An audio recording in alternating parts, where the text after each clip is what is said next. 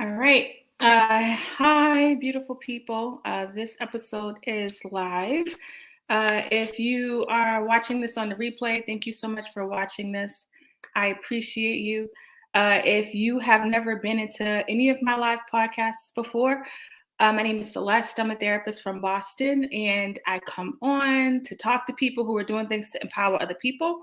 But when I come on live, I come on because Jeff Gray and we actually get to talk to you all, answer your questions about relationships.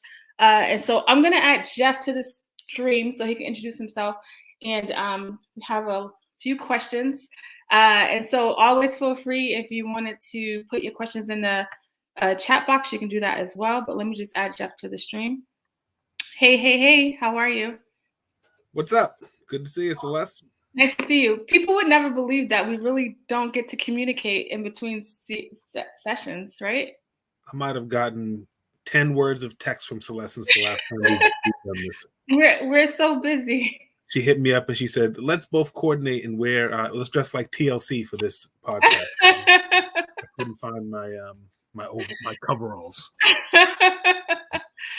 Can you introduce yourself to my audience, please? Hey, I'm Jeff Rogers, aka Jeff Gray. I'm a coach, trainer, facilitator. All the things that I do, what they have in common is that I'm helping people to change themselves, right? To change the way that you think, the way that you feel, the way that you do things. And so we come on here and Celeste and I talk about relationships. We get anonymous questions. I don't see, Celeste picks them because they go to her website. I don't see them beforehand. And then in real time, we solve them and change people's lives. Are we changing lives? That's what I hear in the streets. That's why someone told me, a listener told me that she listens to us as she goes to bed. Oh, so wow. Our lovely voices putting her to sleep. So probably your voice. Yeah, I got right. I'm the love doctor. Carla says we changing lives. Okay. So we're gonna get into the questions, and let me just add this one up. I don't know if it's all gonna fit. Oh yeah, I forgot to put it in the banner. All right. So the first question. Mm-hmm. Oh, the whole thing didn't come on, but I'll start it off. How do you protect your energy? It's part of your podcast song. I truly do not know how to protect my energy well, and I often allow what other people do or say to me affect me so much. Do you have resources, guided meditation, videos that help? My goal is for 2022 to get better with protecting my energy and setting boundaries. So essentially, it's about protecting one's energy. What do you think about that, Celeste? You want to go first? You want me to go first? You can go first. Oh, our voices is soothing. Thanks, Carla. All right. All right. Let me talk about that now. Protecting energy. So some people, right? We're all social beings. And so one of the things that you have is the ability to take perspective, sometimes called cognitive empathy, right? See out of other people's eyes.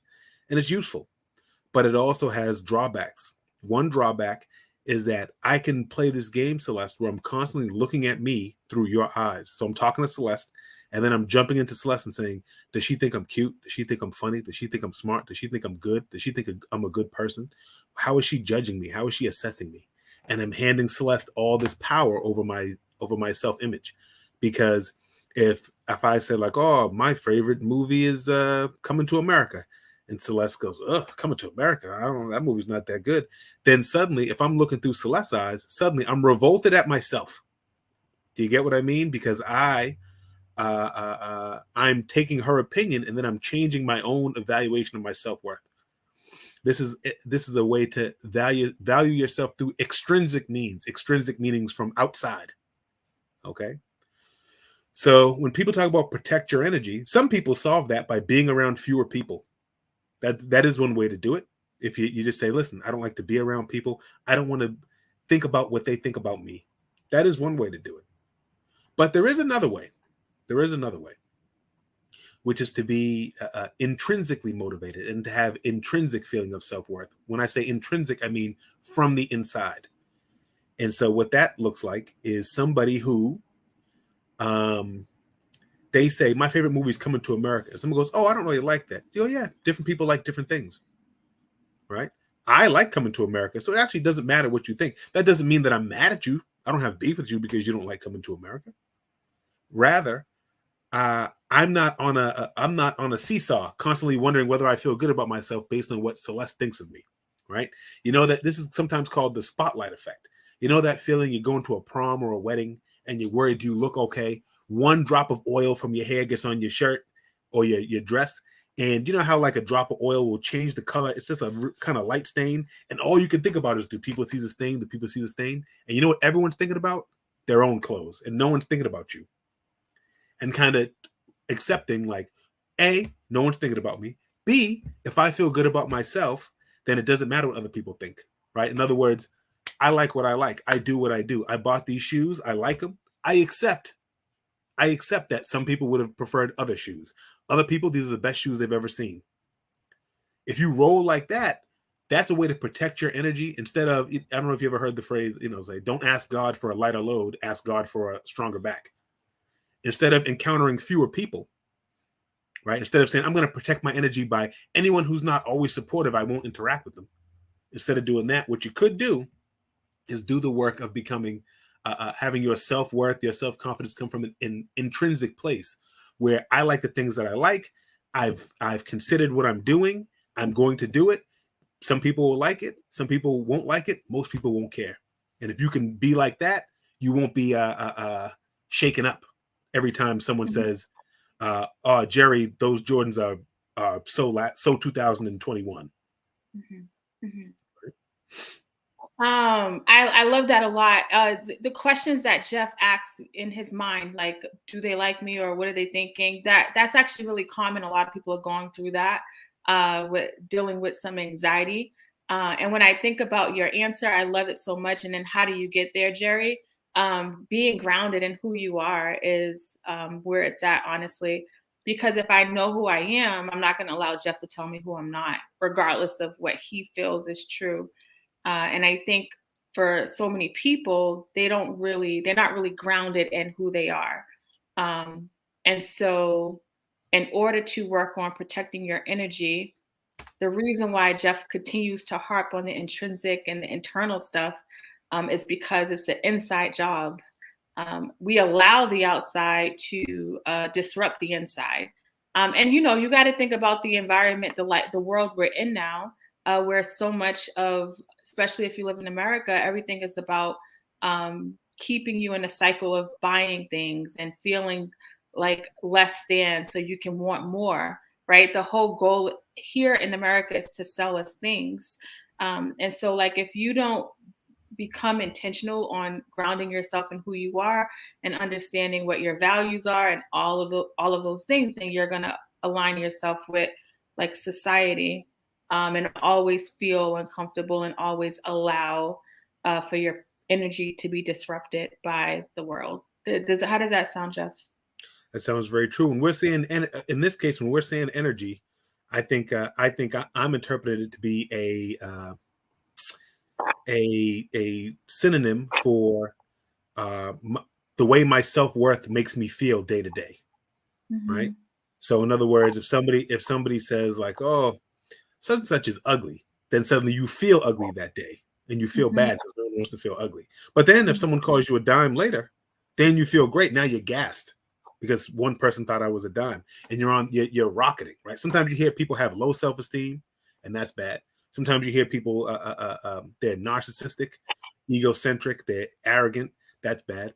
But something people talk about less commonly is having a volatile ego, meaning it changes a lot. It inflates and deflates, like someone constantly blowing up and letting the air out of a balloon. And that feels terrible. And I think it feels a lot better to say, like, look, again, years ago, I worked with a young man. I can't get into his whole clinical diagnosis, but this young man was obsessed with what other people think of him. He had autism, and he's obsessed with what other people think of him in a way that you can't. I don't know if people are familiar, but oftentimes autistic people will have a fixation. Like maybe they love trains, right? Or maybe they just watch one movie 3 times a day for years.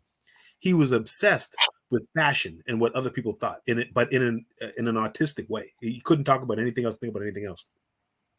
And he would rock it back and forth. He'd go, Jeff. He wanted to wear skinny jeans. He thought skinny jeans were the height of fashion. And he said, Jeff, are these jeans skinny? Do you think they're skinny? Jeff, tell me about my jeans skinny. Are my jeans skinnier than yours? I'm not even wearing jeans.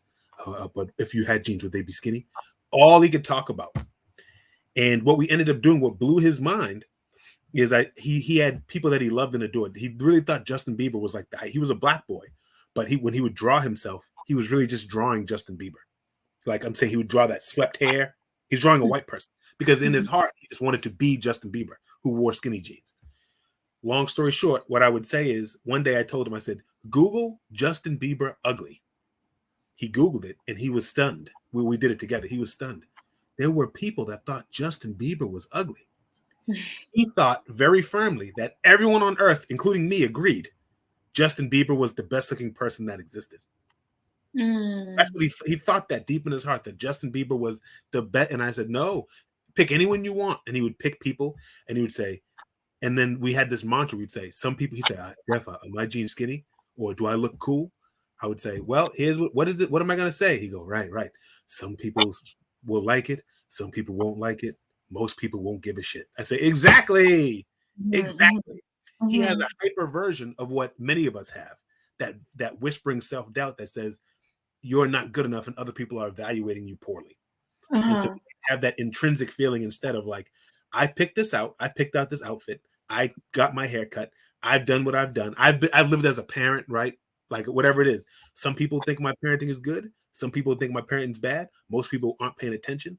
I have to live up to my own standard of a parent, rather than, my baby father's mother critiques one thing and now I'm spiraling. No, and what Jeff did was help that young person talk to his brain, because the brain gets fixated and believes what you tell it. And so if only thing he knows is that one thing about Justin Bieber, but now he's given new information, continuing to say the new information to really help, right? Is that right? He couldn't believe, he would be like, Jeff, do people think I can't Drake, the guy Drake from Drake and Josh, do people think Drake, some people think Drake's ugly? I'm like, yes. He'd be like, oh, he couldn't imagine it. He couldn't imagine that someone think, I'm like, but really think about that. You just think my life would be perfect if I was Idris Elba.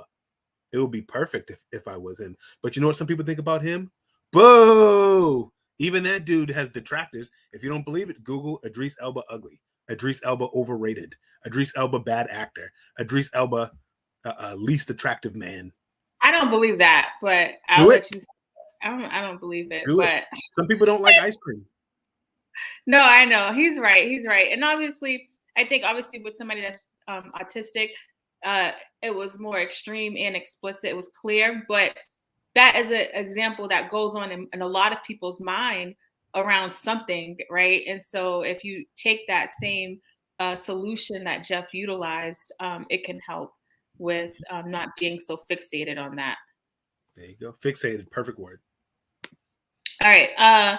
So next question. This is a friendship question. It says, I am no longer talking to one of my friends. She is friends with someone I am close with. Do you think it's possible for me to still maintain a relationship with my friend, even though I no longer talk to the other person? I mean, this is just a yes or no question, so we could just say yes and move on. But here's why I think it is possible, but it depends. So let's say so I'm trying to think of a famous trio of friends. Let's use living single women, right? Khadijah, Regime, and Maxine, right? Khadijah's in the middle, right? Queen Latifah's in the middle. She's friends with Maxine, who's kind of the sassy, but kind of selfish one. And then Regime, who's also kind of selfish in her way, but kind of the pretty, datey one, right? Maxine and Regime have beef with each other now. Queen Latifah wants to stay friends with them both, right? The question is, to some degree, what did Maxine do? Now, if it's just some petty squabbling, right? Then where you go like, look, that's between y'all. I think you can. There is, and generally you say, well, look, it shouldn't be a condition of friendship to say you must not like everyone I don't like, or you must not interact with everyone I don't interact with. But I will admit something. Sometimes Maxine could have done something that's so egregious that you find it hard to respect people that know about this and still mess with her. And so by that, I mean, let's say she forged your signature. She did that thing from the lady from Netflix and forged your signature and stole $20,000 from you. Like that Netflix lady that like was a fraudster. And she goes, well, she didn't steal the money from me. I would have a hard time being friends with someone who could know that someone defrauded me and did that and still mess with them. Do you know what I mean? But if it's just relational, meaning like, I don't like, whenever we talk, she's always negative. And I just feel like, when I make jokes, she doesn't laugh. Do you know what I mean? Jerry's calling it a conflict of interest, right? Like it could be something where you found out that she was sending nudes to your husband, right? And then you say like, well, even then, if Queen Latifah said, well, she didn't send nudes to my husband, I'll be like, dog. Okay, but I mean, dog. Okay, then you chose her then. Do you know what I mean? So to me, that's the dividing line. To kind of have an acknowledgement. Most of the stuff, even the way this question's written, I can tell she says like, I don't talk to her anymore. It doesn't feel like she pushed your grandmother down the stairs for insurance money. Right. It feels like one night at the club, oh no, we argued over how we're going to split the dinner bill, and I always felt some kind of way about it. That's what it sounds like. Right. But if you did push your grandmother down the stairs, that would be different. Yeah. And I that's the way I read the question as well. And I listen to these things all the time. And I do think it is possible, still a character flaw, like depending on what it is. But I think that if it's something that's a squabble between them two, between you and your friend, or your ex-friend, yeah, you can still be friends with the other person, but obviously not bringing up the other friend. You don't want to put that person in the middle. And I think that if it's something egregious like sending nudes to your partner, and they still chose to be friends, I personally would have a hard time, and I know everybody's not the same, but this is me personally, I would have a hard time having a friend who is dealing with someone that is that's able to like maintain that type of relationship. Like this is just a personal thing, but I don't think this is a set in stone thing. It's just me. I believe who people say they are, and I think that when they're in that company, that they may be the same, and I want to protect my energy. Right. There's relational issues, and then there's like moral and ethical issues, right? So yeah, that's a good sometimes point. It's literally, again, we fought because I wanted to put down 20% tip, but she's cheap, so she wanted to put down 12%. And then finally I had to pay the difference. I had to pay the difference between what would have been 12, and then I had to make it up to 20. So I paid more than her. And she's always doing that. She always goes to the bathroom when the bill comes. And it's kind of like, that's annoying if someone rolls like that. But you could see that some people say, well, for me, I just always make us split the bill or whatever it is. Like, that's not enough to throw away. But I'm just acknowledging there is a level where you go like, that person, they know who killed my cousin, but they won't say. Right. And you go like, all right, well, then I got beef with you, just like I got beef with the unknown murderer of my cousin. And for people in the audio, Jerry says, I had a situation like that, and I had to cut off the other ladies as well because they were constantly bringing up the friend I no longer talked to. It was messy. So like that's when it could get messy, right? Where it's like you don't really want to go there and talk about it. So right, you might set your boundary, Jerry. Say, look, I don't mess with her no more, so don't talk. Don't talk to me. I'm not going to talk about her. Don't talk to her about me. But then they keep on being like, Jerry, I saw your friend the other day, Khadijah, and then they all laugh. Ha ha ha. Jerry, she said this and that. She said you never, and you're like, oh my God. All right, y'all are messy, and I don't want to be a part of this anymore. All right, next question. I am no. Oh wait, no, that's the wrong one. I apologize. Let me put it in the banner. Okay. Celeste, one of your Instagram posts, you said people stop the process of healing because it is hard. I'm realizing that is me. How can I keep going in my process when it gets hard? So I'll say two things. I'll say write down your why. Like, why are you starting the process? I think that's important. Put it somewhere where you can see it, like make it your medicine, your affirmation. So putting your why up. And I will also say thinking about some healthy coping strategies you can utilize for when it gets hard. And in order to do that, I think thinking about what you are using now, and weed out the things that are unhealthy, and look at what you can do to replace it. But anytime things get hard, you ask, "What's your why?" I'm into planting lately. I went and got some new some new soil today, and I was like, yes, I'm gonna do my transferring today. And I was like, oh shit, I have this thing with Jeff tonight. And Sorry to interrupt. I already made a commitment to today, and then I had to switch up my plans. That was my why. I did not feel like coming to my office to do this. I really wanted to be with my plants, and I love Jeff. But that's a real life example of my why, right? I'm committed to the process of what I'm doing. I made a commitment to Jeff, and it's his time. And so when you think about yourself, and I think for us, a lot of times we make commitments to other people, like all the time. We will not feel like doing things, and we do it all the time. But when it comes to our goals, we like stop the process because we don't feel like it, or it feels hard. So just kind of be mindful of your why. Jeff, what would you say? I mean, I think you encapsulated it very well. I think I've heard people say that they find it easier to defend others than they do to defend themselves. That when someone else is in danger, they snap into action, but when they are in danger, they might freeze. And so, what I would say is that you have to treat yourself like you're somebody that you're responsible to save, right? Be your own hero in that way.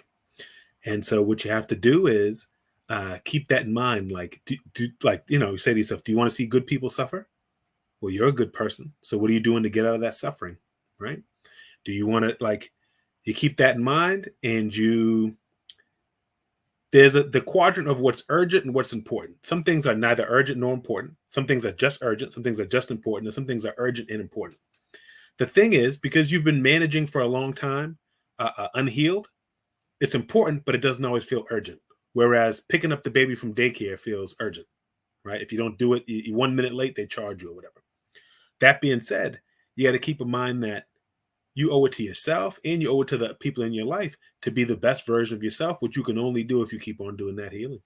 That's all you can do, right? And so bailing out because it's hard or whatever it is, it's hard to be unhealed too, right? The classic phrase, they say, I don't want to do that. It's going to take a year. A year's going to pass either way. The only question is, where will you be at the end? And keeping stuff like that in mind and making it a commitment rather than I'll do what I feel like. Feeling follows action, right? Feeling follows action. And so you do things, Celeste committed to doing this podcast. And so she doesn't say, do I feel like it? I don't feel like doing anything. I could be say I'm a very busy man, but I don't feel like doing much.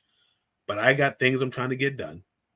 I got people moves I'm trying to make, people I'm trying to help, non-listening parents that I'm trying to drag along into the 21st century. And to do that, I got to be my best self. I can't afford to give in to what I feel like in the moment. I drew this map before I knew I was going to feel this way, and I'm following it. Yeah. And, enjoy the process. And I think this is hard. Like, how do I enjoy the process of the pain when I'm struggling? But when you know your why, as the hard parts get hard, your why's there. But also, like, pay attention to the good parts, the celebratory moments. That can also help you stay consistent. A lot of times, I mean, obviously, if you have a therapist, it's easier, but I know that's not available to everyone. So keep track of your journey. I compared it to, I don't have my Fitbit on me, but I'm always trying to outbeat my time on my Fitbit to like burn more or do more, whatever, because it keeps track of like everything that I do. And that's my motivation. And so another thing to just add is really paying attention to your wins, because they're small, but they all add up, and that can help you like enjoy the process, because you can either focus on how far you have to go, or you can look at how far you've come. Both are true. One feels better than the other, right? Right. One other thing I'll say is, when I started lifting weights, right? Unfortunately, the Rogers aren't like a family of people that can dunk from the foul line, but we lift weights. And so when I started lifting weights, I thought I would like get a reward when I was able to bench 225, let's say. But actually, What what I kind of found, reward? well, like I thought that's when I feel like, yeah. Oh, okay. But no, I didn't think I wasn't going to win a weightlifting competition.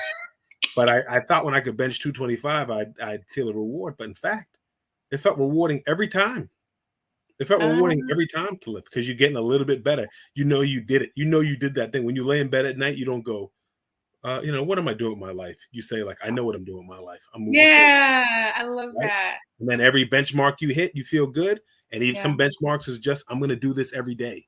Forget about the number. Forget Yes. about whether I'm going to bench 300 or not. When I finally benched 300, I felt better about how I'd stuck to it than I did about some arbitrary number. And just one more thing before we go to the next question. If you don't if you find yourself saying, when I get to 225, I will be okay, like that doesn't help the process, right? I'm just using Jeff's example, but whatever it is that you're working towards, don't make it about I'll be happy when I get there, because people get there all the time and they find themselves unhappy because they're not part of the process. So like for Jeff's example, every time he was able to like go up a little and a little and push forward, that's a celebratory moment. So, don't discount the little moments, because they all matter. They all matter. There we All go. right. So next, I like this question so much. So it says, I am 6 months into my relationship. Things are going well. I have no complaints, and I do not see any red flags. What's the best way to keep your relationship healthy? We don't get these we don't get these questions. This is like so Right. nice. I remember I had a couple come in and they were doing well. This is when I was doing couples therapy back in the day. I don't do it no more, so don't even hit me up. But they came in because they were doing well, and they wanted to see how they can stay well. And I was like, oh my gosh, it was so good. If only everybody did. Preventative medicine, right? An ounce of prevention is worth a pound of cure, right? So when they came in and said that, what did you say to them? I was like, oh my God, you know how I am. I'm just so happy. I was so happy. But no, we talked, and we were able to kind of just look at their history on the things that hadn't worked in the past and previous relationships. You can learn a lot from your previous relationships, believe it or not, for people that be like, F that, I'm not, whether it's even individually, like for yourself, you can learn a lot from yourself just from what has come from the past, right? And so relationships, I think, is the same way. But go ahead, what's your thought process on this question? No, I think if I had to pick one thing, right?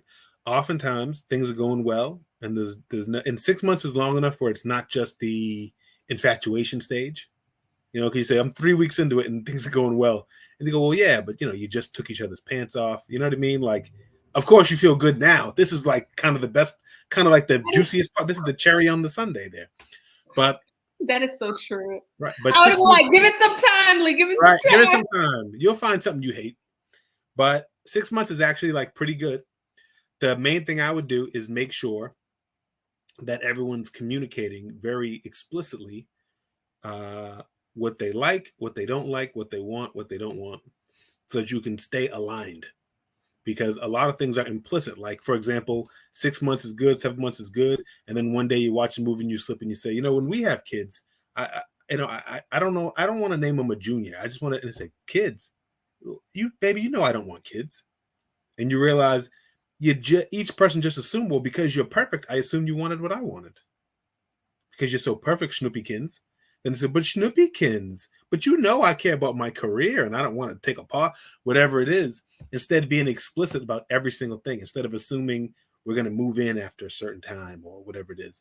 People, the best relationships are ones where people tailor them to each other instead of believing that if you really love me, you'd magically know my expectations and adhere to them. Yeah, that magic that what you just said happens so often. And what is that due to? It's due to us watching TV, it's social media, it's like looking at reality TV, and so, or the messages you receive growing up, the fairy tales, the movies. So like none of that shit is true. Like it's like it's 2 hour show. Like you don't get to see the full picture. So I definitely would encourage you to, like Jeff said, continue to communicate, especially that explicit, like whatever you feel is true, or things that you want to happen, or things that you are seeing, just kind of say it. I don't know. People have a hard time communicating lately in relationships.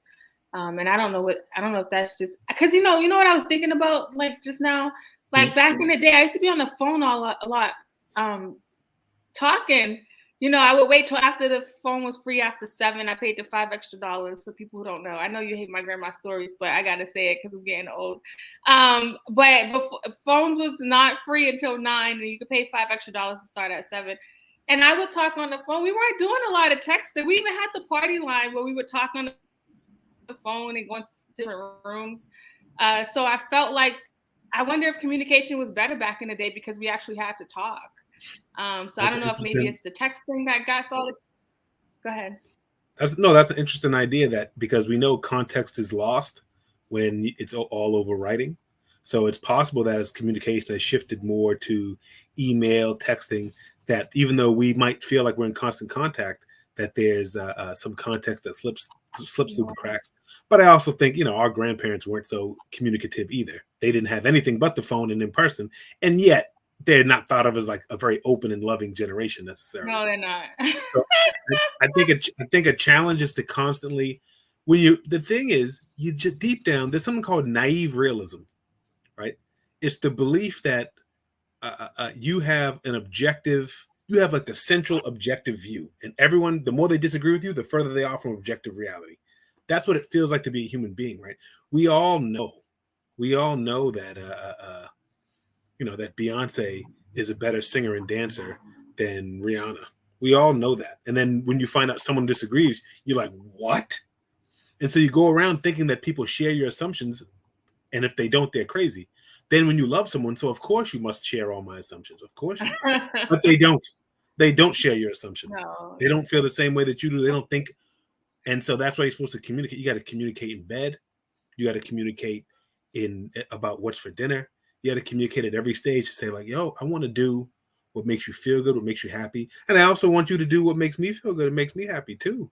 So the only way to do that is to constantly constant feedback. And if you don't, right now, when I say right now, to the writer who is 6 months in, sometimes it's because you've been doing that the whole time, but sometimes it's because there's like a nice phase where you're like basically eating dinner together and having sex, but you're still finding out new stuff about each other every day. Mm-hmm. And so maybe you found out the good stuff. Sometimes people even still putting on that front, pretending to be somebody that they're not, early on. Mm-hmm. But the more you can communicate and say like, who are you really? Who am I really? Yeah. The more you can work out the fact that there's really no way that you're just, it's like finding two puzzle pieces from a different box and then they fit together perfectly. Like they won't. Yeah. You have to carve them to make them fit. Yeah. And I'll say for this the person who wrote about the healthy relationship, just make sure you maintain your individuality and make sure you stay healthy. Because what tends to happen is things work out so well that you make this other person your everything and you lose yourself in the relationship. And that's the last thing you want to do. Right. What Erykah Badu did to two different dudes. Wrong too. I don't know if Erica listened to this. She knows. She knows. She knows what she did to Common. And we don't want to lose ourselves, and we want to pay attention to our triggers. It's so important because I think in relationships is where we find ourselves triggered the most, because it's like the intimate relationship. So things are going to come up. So maintaining healthy relationship doesn't mean like you won't have disagreements, you won't get triggered, but you learn how to manage them. You learn how to communicate through them. It's important. All right, one more question. I want to bring up this this Instagram post that I put up, and then so my girlfriend's my girlfriend's best friend is a hater. I see it clear, but she cannot see it. Let me see if I put it here. Okay, yeah. My girlfriend's best friend is a hater. I see it clear, but she cannot see it. She is single and is always planting things in my girl's ear. My girl second guesses herself because her friend is so negative. I don't know how to talk with my girl about it because she is so close to her. So this is coming from, I'm going to interpret it, this is coming from a boyfriend, well, a romantic partner. It doesn't necessarily a partner, a romantic partner, right? Not just a, I was starting off, I was hearing like my girlfriend, I was hearing the three friend situation, but I don't think this is this. This is a romantic partner. This is romantic partners.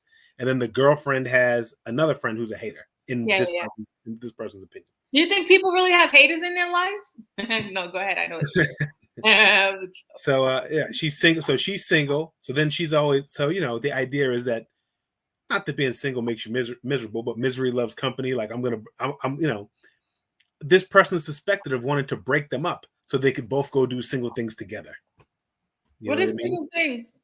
Well, you know, go to the club and stay out till 4 a.m. and whatever it is. Because, you know, like, you ever had that friend that when they get in a relationship, they kind of disappear on you? And so this girlfriend is putting on a counteroffensive. Like, oh, no, you won't. You ain't going to have a boyfriend for long because I'm going to be over here and be a hater. Like, I don't think it's like, it's a conscious thing. I don't think it's like they are planning it out. I think it just kind of happens because they may be struggling with the change. Right. We don't know, but it more often happens. It's an instinct of fighting for hierarchy, right? Fighting. So like, you know, you've heard this thing before, like, you know, I put my man first, or then someone else might say, listen, men come and go, but friends are forever. What you're discussing is the hierarchy. Who should go first? And so I see it clear, but she can't see it. She's single and always planting things in my girl's ear. My girl second guesses herself because her friend is so negative. It's not clear. This could also be like, I don't know if I should go for that promotion. Do you know what I mean? Like, she goes, the girl goes, you know, my supervisor just left. Should I go for the promotion? And the hater girlfriend, and again, in this scenario, we don't know. The hater girlfriend says, but I mean, you didn't even finish college. So, I mean, they're not going to give that to you. That would be like a non-relationship hater thing to do and say. I don't know how to talk to my girl about it. So he wants to know how to talk about it. This is very precarious. Don't you think, Celeste? This is not so easy to bring up. It's not, yeah. Right? This is not so easy to bring up. I wonder. So I know you shouldn't say, listen, real talk, Lisa's a hater. I could guarantee you that's a bad plan. Yeah, it's bad. Okay. Because that's direct, but there's no compassion. There's no understanding that she wouldn't hang with Lisa if Lisa didn't bring nothing to the table in terms of what she likes in a friendship relationship. So what I might do is never label Lisa as a hater, but challenge individual hater things. And this is what I mean. So if Lisa says, you won't get that promotion, you don't, girl, you know they're not going to give that to you. You say, you know, I definitely think you should go for it. I think there's a real chance you get it. Even if you don't get it, you definitely have the merit to get it. Sometimes they might make a bad decision, but I think you're great. And I don't know, I'm surprised that a good friend would try to dissuade you from doing something that would make your life better and then drop it. And that's why you can't hang with her, and not I'm labeling her a hater.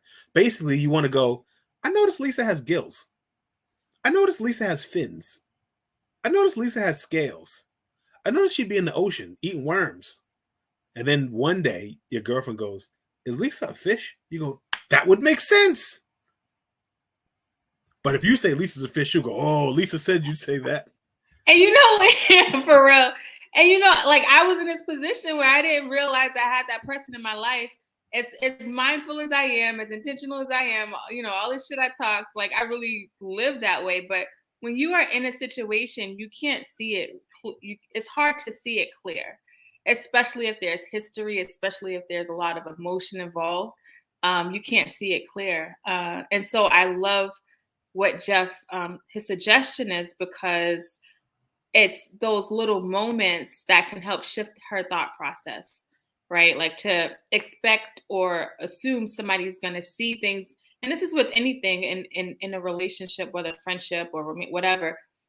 Just because you see it doesn't mean that the other person's going to see it clearly, especially if they're in the picture. You're outside of the picture, so you have a different view on it.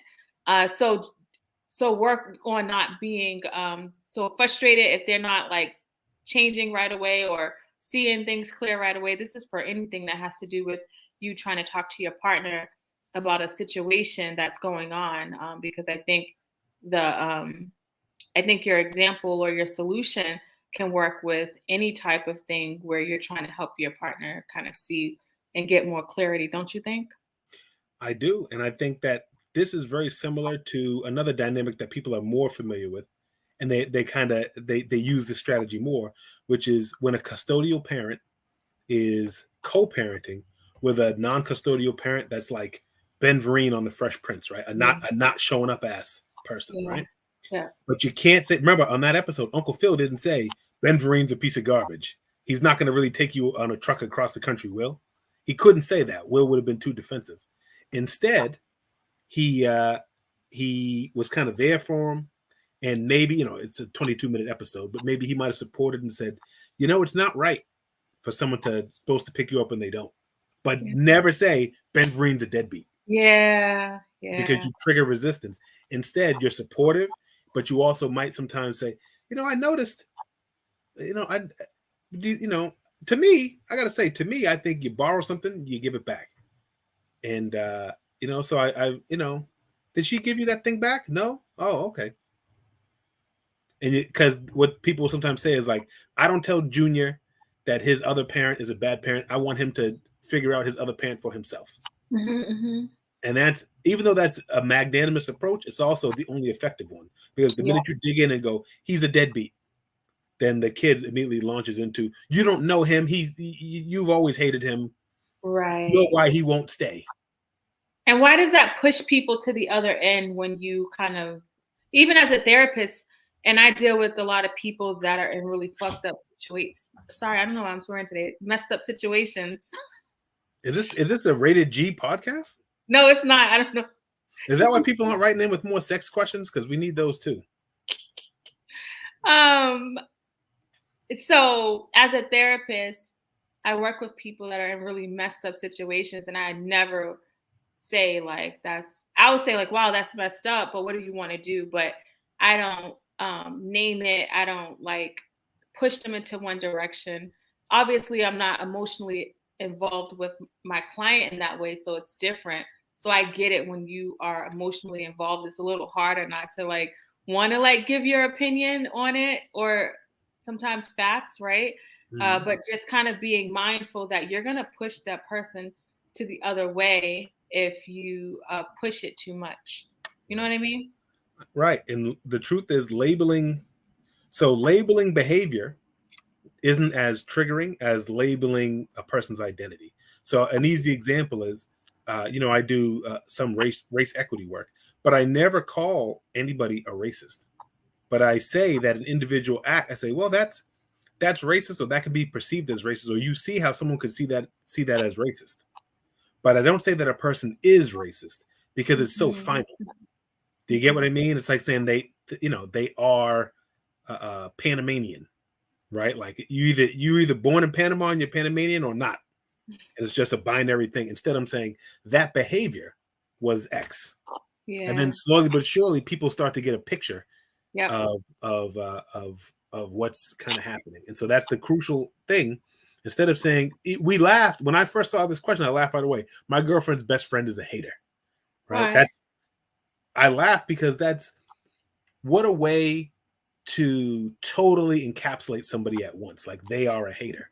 Oh, But okay. instead, that's funny, and it's true or it's not, but almost certainly she's more than just a hater. Mm-hmm. You know what I mean? She's also somebody's daughter and sister and done Mm-hmm. nice things, blah, blah, blah. But the letter writer's real challenge is with the relationship. He's seeing, or they are seeing constant negativity, and they think it's having a deleterious effect on either the girlfriend or the relationship. And so the thing is to point out that negativity in kind of a flat way. You just kind of, how do I put it? You're just highlighting it a little bit, but you're not trying to rewrite anything. Yes. You're just highlighting it. Yeah. And then eventually she'll notice, or the hater will win, break y'all up, and then you'll see your girlfriend at the club. But hopefully we don't want that to happen.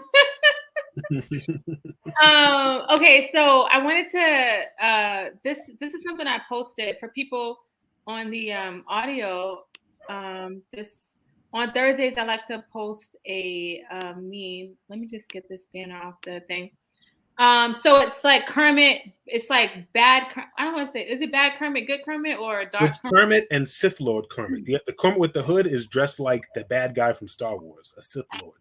So it's like one person, one side of you is saying, I should calmly explain to him what's bothering me. But then the other side says, tell him good night at 5 p.m. Say you mad without saying you mad. Right. And so I wanted to bring that up. I wanted to talk about that here because that's something that I was notorious for, like passive aggressive. Would you say that's passive aggressive? For people, yeah, you would say that. So like for this example with somebody that may be struggling with something, why do you think people are struggling with communicating about what's going on and then take the passive aggressive route? There's a lot of reasons. It takes some vulnerability to say what's bothering you for real. And so, when you said that thing earlier about my weight, I know I could tell you weren't thinking about what you're saying, but that really hurt me. I thought about that for hours. But that takes a vulnerability versus like basically punishing somebody by withdrawing from the relationship and making them go, no, please love me still. Please be my friend. Please do whatever. And then, so that's one reason why you might do it. It's a power play, right? Because you're making somebody kind of grovel, right? Because you're saying good night at 5 p.m. and they go, and also you're hoping that you're going to ruin whatever else they go to do sometimes. So let's take that. They say like, look, I told you I was hanging out with, my friends here from out of town. I told you I was hanging out with them every night this week because they're only here once a year. Then you go, good night. And you're like, now when they're out with their friend, they're going to be like, look, she's at home. She's bugging. You're not going to even be able to enjoy what you're doing. So you put like a little time bomb in their bag. And it's ugly. But people do it because it works. If works makes the other person feel unpleasant. But does it make for a good relationship? Like those people who have a 6-month relationship that has no complaints and no red flags, they're not doing this. They're not doing this. So I'll tell you one thing, that this used to be me. Like I was notorious for this kind of behavior. And like, let's say this was the example that happened with my husband and I said goodnight, he would be like, he would just like, and I tell people, I'm sorry, but I tell people, this is hilarious. And I tell people all the time, when you give into that toxic, that's kind of like toxic behavior. When you give into it, the relationship is toxic. You got to stand your ground. If they want to be like good night, just say good night. And if you have plans to go out, you go out, because it's not fair. You're not being fair to yourself, and you're creating a dynamic where you're setting up the relationship to be that way, where they know they can manipulate and control you off of their emotions. I think that's important. Exactly. If I had to pick the A+ strategy for this kind of behavior, I would send back, look, if you want to be mature and talk this out, I'm happy to talk this out at a certain time. I'm not going to talk it out right now because I'm going out, as I just said. You know what I mean? But if you want to talk about this later, I'm down to. If you're going to try to give me the salad treatment or whatever it is, then I'll sleep somewhere else or whatever it is. Not, I don't know. I'm not always saying move out right away from your wife, Right. but you know what I'm saying. Like Mm-hmm. I'm not gonna be passive aggressive. I'm gonna be actively communicative. Mm-hmm, I'm gonna say, mm-hmm. I would like to talk about what's bothering you because I don't want to bother you. At the same time, I have a point of view too, and you don't know it because you haven't talked to me. Yeah. Yeah. So let's talk. Let's talk when I get back. I don't agree to suspend all activities. We'll talk when we get back, and hopefully we can work it out. But if I feel like there's any game plan, I'm going to withdraw until we can deal with each other in a non-game setting. I don't agree to play games. I agree to be real. Yeah, yeah, yeah. And I know that's hard. And for some people may think like, well, that's mean.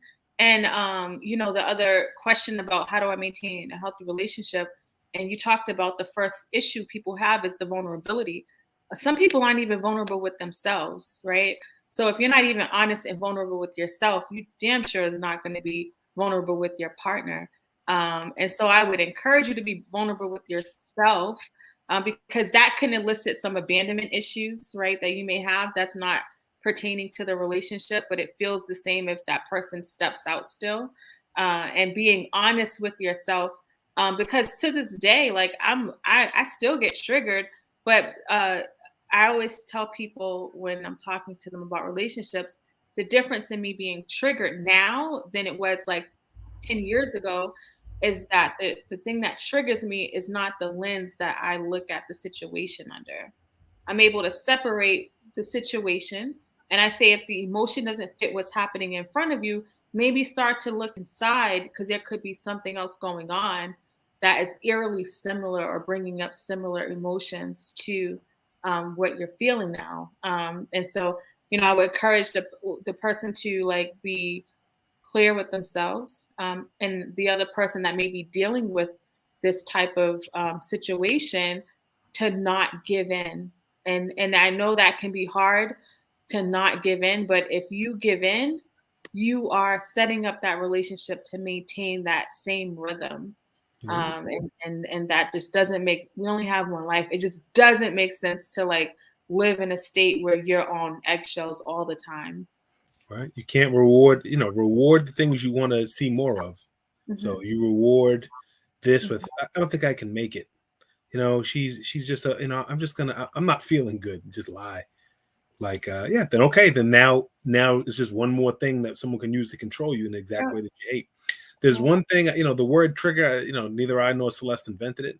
And I think it trigger very well describes what it feels like to be triggered. But the problem with it is it's disempowering because it sounds as though someone's doing something that controls your behavior, but that is not true. That is not true. Mm-hmm. So when Celeste describes, I still feel that trigger, but that's not the lens I see it through. Maybe to continue the trigger analogy, Celeste always had a trigger, but now she also has a safety on the gun, right? And so you can pull the trigger, but the bullet doesn't come out. Yeah. And so you got to do that for yourself. You're not at the mercy of, listen, I was so mad. The prison is full of people that were so angry that they didn't control themselves. Yeah.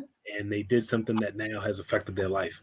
Mm-hmm. And the relationship graveyard is also full of that, and the unemployment line is full of that, and me and my children's relationship will never be the same is full of that, because you're not at the mercy of your triggers if you don't want to be. If you do the work, you're not at the mercy of your triggers. But if you go, well, everyone knows. Everyone knows. Don't ever say that word. I'll say something like an example. There's a man right now, I guess, it might be in Florida, a young black man, an older white guy called him a nigger, and he punched him, and the guy died. Oh, shoot. Now, here's the truth. Here's the truth of the matter. And this might sound, it's almost disloyal in a way, but the truth of the matter is, you shouldn't be able to kill people over words. He didn't mean to kill him. He meant to punch him. Yeah. The truth of the matter is,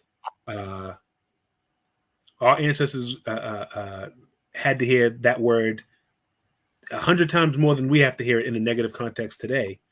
And they didn't all go murder people. Mm-hmm. Right now, again, this was more like a manslaughter thing. He didn't. Right. Say, well, because he said a word to me, he got what was coming to him. I actually wouldn't say so. I say we have to be more in control than that. Mm-hmm. Do you know what I mean? And basically the trigger argument that when Black people hear that word, we just lose all control. I don't agree. No, I don't yeah. agree. Yeah. And so I don't hope that guy, he punched a guy and the guy died. I don't hope that guy gets the chair, but I'm just saying, ideally, you wouldn't put yourself at people's mercy in this way by saying that someone says a magic word to me, they control my behavior. Not me. Yeah. Not me. It goes, it's crazy because this is our like last thing, but it goes back to protecting your energy, right? And you talk about, yeah, look at that. Like, what are the odds? You know, paying attention to your internal stuff is important because you do have control. Whether you've seen, some people may not have ever seen their caregivers have control over their emotions or don't know what it would look like, but our mind is extremely powerful. I talk about our mind a lot because I don't think we understand the magnitude of how powerful it is, and it continues to believe what we tell it. It focuses on what we tell it. And so if I'm dealing with some abandonment issues and I am not dealing with it, and it's just these thoughts are going on in my head, every single thing that happens in my relationship will look like abandonment, right? Like that's how powerful the mind. I talk about, like, you know, we live in a country that wasn't built for Black people. And, you know, you talk to some white people who may have looked at the Trayvon Martin or George Floyd situation, and they see it one way because their mind and the environment that they've been in has allowed them to feel superior. And so, like, their mind believes that. So they're not able to see what we see. And so that's like a larger example on what happens individually with us. So it's really important to think about that and exercise the power that you have within your mind. Important. There you go. How would you wrap this up, Jeff? The Love Doctor signing off. This is good, man. Celeste, I'm always so happy to do this with you. And you know, I was happy even though I talked about the plants. You know, I was still happy, right? I don't know that, and frankly, I'm gonna say good night. It's what time? It's 5 p.m. Good night. Celeste thinking she can rather have plants than me. No. Look, man. People write in with your questions. Celeste's gonna change your life. Jeff, tell people how they can. If you need me for if you need me for coaching, coming out to your company, whatever it is, you can hit me up at jeff@rogersleads.com. What do you mean coming to your company? Tell people what you're talking about. Well, I do individual executive coaching and leadership coaching. I can work with groups, right? If groups of people need, it's not about relationships in that case, but it really is, because your work relationships are a type of relationship. Whatever it is, people are struggling. Oh, my staff is in disarray. It's the same, because it's about people getting under control, getting aligned. It really is actually the same work. The same, yeah. Like when I talk about, like if I'm talking about friendships or whatever, like I noticed there's the similar patterns. The solutions are the same, really, when you think about it. You saw how my girlfriend's friends with a hater is the same as my son keeps getting his hopes up because his parents says he's going to pick him up, but then he doesn't. It's really the same. It's all human beings have these ways that we relate, and we're getting these patterns that frustrate us and break our hearts. And you got to learn to take control of what you can take control of and accept what you can't change and kind of move accordingly. And so I come out to people's companies, do work with folks on things like leadership and candor and honesty. And so if you need me, holler at me. Thank you so much for thank you so much, Carlos Henriquez, for showing up literally in the last 30 seconds. Thank you so much. But good, he said good evening. You don't have to be all extra. Just say good evening. Is that passive aggressive what you're doing right now? I think it was mildly aggressive, actually. It just was getting towards aggression. Carlos, you're welcome to download this entire episode that you missed when Celeste puts it out on her website. Okay. Thank you, Jeff. You know, I appreciate you. And we'll be back next month to do this all over again. If Jeff allows it, then we will be back. We'll see. Exactly, Carlos. Exactly. You don't know when he came in. That's So right, you say Carlos. good evening. That was like an aloha, like a hello and a It was, goodbye. You say good it evening at the don't end. matter. Oh, you were tipping. You were going evening, y'all. Like you were tipping your hat for goodbye. Okay, Carlos, evening. Goodbye, Thank y'all. y'all so much. Bye.